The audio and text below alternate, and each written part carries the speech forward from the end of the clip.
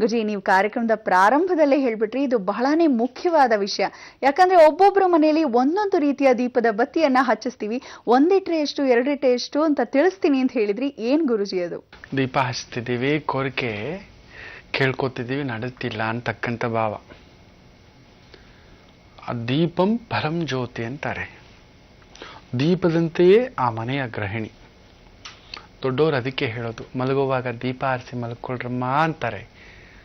ಯಾರು ತುಂಬಿದ ಮನೆಯಲ್ಲಿದ್ದಾರೋ, ಗೃಹಿಣಿಯಾಗಿದ್ದಾರೋ, ದೀಪ ಆರಿಸಿ ಮಲಗಲೇಬೇಕು. ಜ್ಞಾಪಕ ಇಟ್ಕೊಳ್ಳಿ. ಅತಿ ಮುಖ್ಯವಾಗಿ ಪಾಲನೆ ಮಾಡ್ತಕ್ಕಂಥದ್ದು ಆ ಮನೆಯ ಗೃಹಿಣಿಯ ಪರಿಪೂರ್ಣ ಸಂಕೇತ. ಅದು ಪೂರ್ತಿಯಾಗಿ ಪೂರ್ಣ ಕುಂಭವಾಗಿ ದೀಪ ಉರಿತಾನೇ ಇರಬಾರ್ದು. ಅದು ದೇವಸ್ಥಾನದಲ್ಲಿ ಮಾತ್ರವೇ, ಮನೆಯಲ್ಲೆಲ್ಲ. ಆ ಹೆಣ್ಣು ಬಳಲ್ ಬಿಡ್ತಾಳೆ. ಬೆಳಗ್ಗೆಯಿಂದ ಸಂಜೆವರೆಗೂ ದುಡ್ದಿರ್ತೀರ, ಗಂಡ, ಮನೆ, ಮಕ್ಕಳು, ಅಮ್ಮ, ಅಪ್ಪ, ಪ್ರೀತಿ, ಪ್ರೇಮ. ರಾತ್ರಿ ಆದ್ಮೇಲೆ ಮಲಗಬೇಕಲ್ವಾ? ದಂಡಿರ್ತೀರ. ಊಟ ಆದ್ಮೇಲೆ ನಿಮಗೂ ಶಾಂತಿ ಬೇಕಲ್ವ? ಎದ್ದೇ ಇರ್ತೀರೇನು? ಆ ದೀಪವೂ ಹಾಗೆ. ನಿಮ್ಮ ಕೋರಿಕೆ, ನಿಮ್ಮ ಬೆಳಕು, ನಿಮ್ಮ ಶಕ್ತಿ.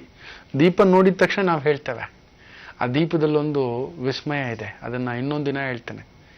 ಆ ಹೋಗಿದ ತಕ್ಷಣ ಯಾರದೇ ಮನೇಲಿ ನಾವೇನು ನೋಡೋದಿಲ್ಲ. ದೀಪ ಹೇಗೆ ಉರಿತಿದೆ ಅಂತ ನೋಡಿದ ತಕ್ಷಣ ಆ ಮನೆ ಗೃಹಿಣಿ ನೋಡ್ತೀವಿ. ಭಗವಂತ ಇಷ್ಟಿಟ್ಟಿದ್ದೀಯಾ, ಇಷ್ಟಕ್ಕೆ ಅಂತಕ್ಕಂಥದ್ದು ಅದರಲ್ಲೇ ಗೊತ್ತಾಗುತ್ತೆ. ಒಳ್ಳೆಯದು, ಕೆಟ್ಟದ್ದು, ದುಃಖ, ದುಮ್ಮಾನ, ಸುಖ ಉರಿತಕ್ಕಂಥ ಒಂದು ಪ್ರಬಂಧನದಲ್ಲೇ ಗೊತ್ತಾಗುತ್ತೆ. ಅಂತ ಒಂದು ಸೌಕರ್ಯ ಎಲ್ರಿಗೂ ಇರೋಲ್ಲ. ಆದರೂ ತಕ್ಕ ಮಟ್ಟಿಗೆ ದೀಪ ಹಚ್ತಿರ್ತೀರ.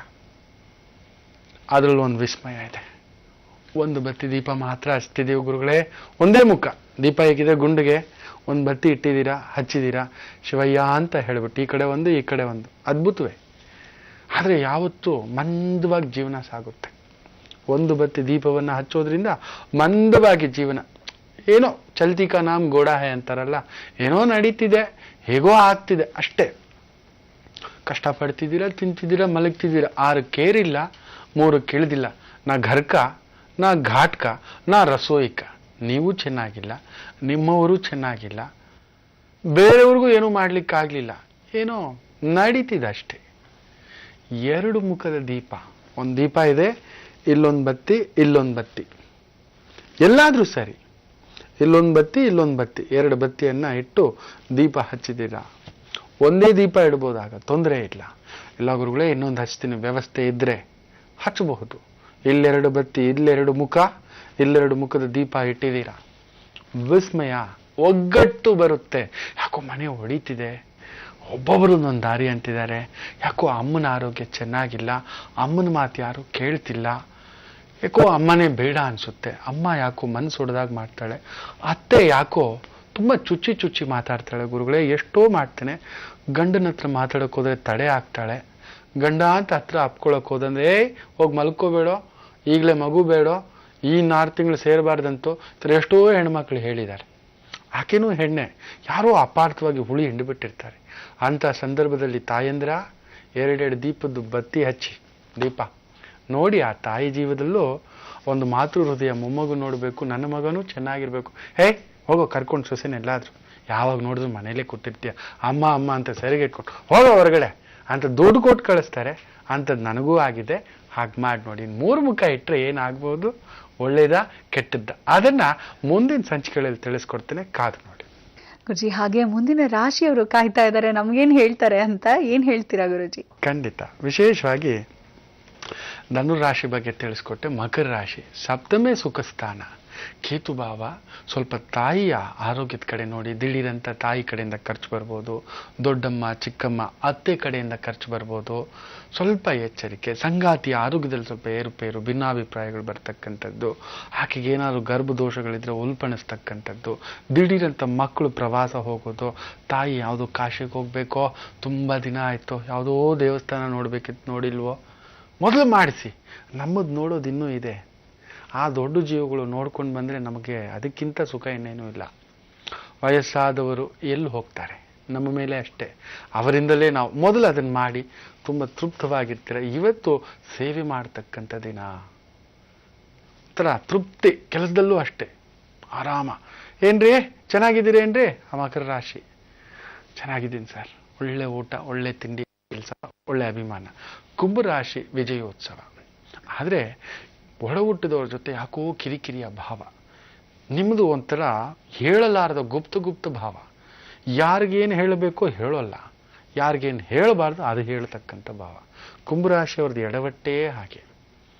ಮನೆಯಲ್ಲಿ ನೀವು ಪೆದ್ದಣ್ಣ, ಹೊರಗಡೆ ನೀವು ಗುಂಡಣ್ಣ ಅಂತ ಒಂದು ಕದಲಿಕೆ ಇವತ್ತು ಆಗ್ತಕ್ಕಂಥದ್ದು ಆಗುತ್ತೆ. ಮನೇಲಿ ತುಂಬ ಪ್ರೀತಿ ತೋರಿಸ್ತೀರ, ಎಷ್ಟು ಇಡಬೇಕು ಅಷ್ಟೇ, ಜಾಸ್ತಿ ಪ್ರೀತಿ ತೋರಿಸ್ಬಾರ್ದು. ದೀಪ ಇದೆ ಅಂತ ಪೂರ್ತಿ ಉರ್ಸಕ್ಕೆ ಹೋಗ್ತೀವೋ ಎಷ್ಟಕ್ಕೆ ಹಾಕಬೇಕೋ ಅಷ್ಟು ತುಪ್ಪ ಅಂತಕ್ಕಂಥ. ಇವತ್ತು ಆ ಥರ ಆ ಒಂದು ಪ್ರೀತಿ ಪ್ರೇಮವೇ ಒಡ ಹುಟ್ಟಿದವರ ಬಾಂಧವ್ಯದಲ್ಲೇ ಎಲ್ಲೋ ಒಂದು ಕದಲಿಕೆ, ಇನ್ನಷ್ಟು ದೋಚತಕ್ಕಂಥ ಭಾವ. ನಿಮಗೆ ಸಿಟ್ಟು ಬಂದೆ ಹೊಕ್ ಅನ್ನತಕ್ಕಂಥದ್ದು ಅನ್ನಿಸ್ಬಿಡುತ್ತೆ.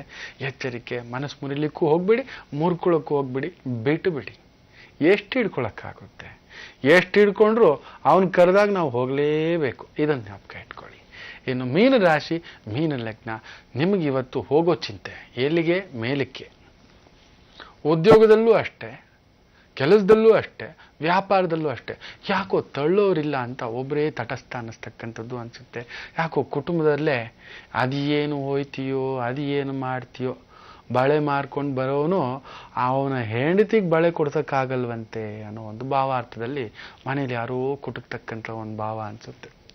ತೆಲುಗಿನಲ್ಲಿ ಒಂದು ಮಾತು ಹೇಳ್ತಿರ್ತಾರೆ ಆಗಾಗ, ನನ್ನ ಅಜ್ಜ ಹೇಳೋರು, ಅದೇನು ದುಡಿತೀಯೋ ಗಾಜಲೋಡು ಸಂಪಾದಿಸಿದ ಗಾಜಲೋನ್ ಪೆಳ್ಳಾಂಕಾಯಿನಂತ. ಅಂದರೆ ಆ ಬಳೆ ಮಾರಿದವನು ಸಂಪಾದಿಸಿದ್ದು ಅವನ ಹೆಂಡತಿ ಬಳೆ ಕೊಡ್ಸೋಕೆ ಅಷ್ಟೇ ಆಗಿದೆ, ಇನ್ನೇನಕ್ಕಿಲ್ಲ, ಊಟಕ್ಕಿಲ್ಲ, ಒಪ್ಪತ್ತಕ್ಕೂ ಇಲ್ಲ. ಆ ಥರ ಇವತ್ತು ಮನೆಯಲ್ಲಿ ಏನೋ ಸಂಗಾತಿ ವಿಚಾರ, ತಂದೆ ತಾಯಿ ವಿಚಾರ, ಕುಟುಂಬ ವಿಚಾರ ಮನಸ್ಸಿಗೆ ಒಂಥರ ಕದಡಿಸ್ಬಿಡುತ್ತೆ. ಇಷ್ಟೇನಾ ಇವ್ರಿಗೆ ನಾ ದುಡಿಯೋದು? ಆಫೀಸಿಗೆ ಬಂದರೆ ಆ ಮೇಲಧಿಕಾರಿ ಕೂಡ ತಡಪಡ ಅಂತ ಏನೋ ಅಂತಾನೆ.